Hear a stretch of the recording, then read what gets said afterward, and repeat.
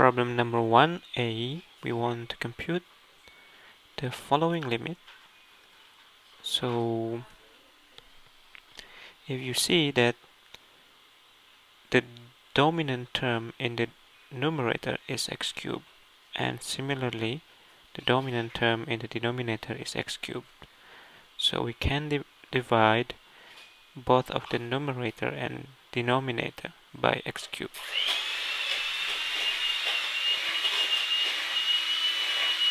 The limit x approaches infinity, so 4x cubed divided by x cubed is just 4, plus x squared divided by x cubed is 1 over x, plus, remember that this is nothing but x to the 1/2. So when we divide this x to the 1/2 by x cubed, we get 1 over x to the 5 over 2. Divide by 1 over x cubed minus 1. When x goes to infinity, 1 over x goes to 0, and similarly 1 over x to the 5th over 2 also goes to infinity. This is also goes to infinity. So the limit then equals 4 plus 0 divided by 0 minus 1. So the limit is negative 4.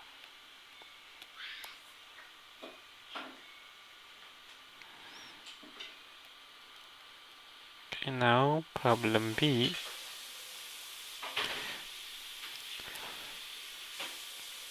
As usual, if we have the limit problem, our first attempt is to try to plug in this number. So when we try to plug in x equal 3 to the numerator, we get 9 minus 24, which is negative 15, plus 15 is 0.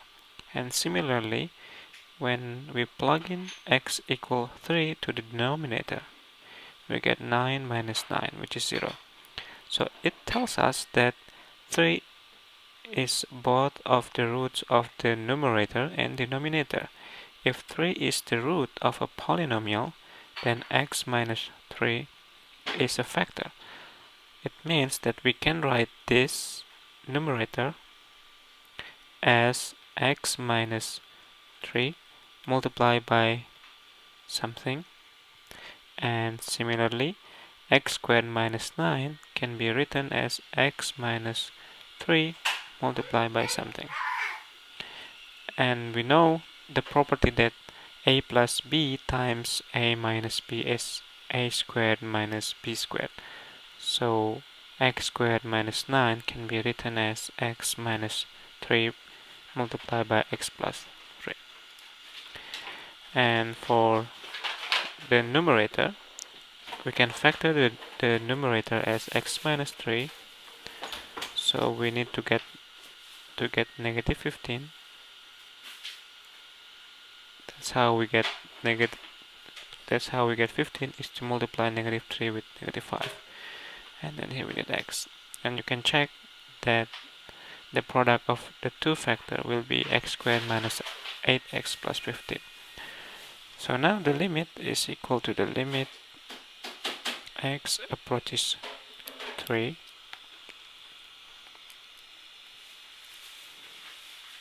x minus 3 x minus 5 divided by x minus 3 over multiply by x plus 3.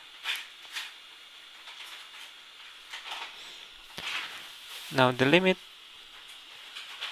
doesn't care when x equals 3 itself, as long as, so we can simplify this x minus 3 over x minus 3 into 1 as long as our x is not equal to 3. But the value of the limit doesn't change for x near 3. So we can simplify this into the limit x approaches 3 x minus 5 over x plus 3.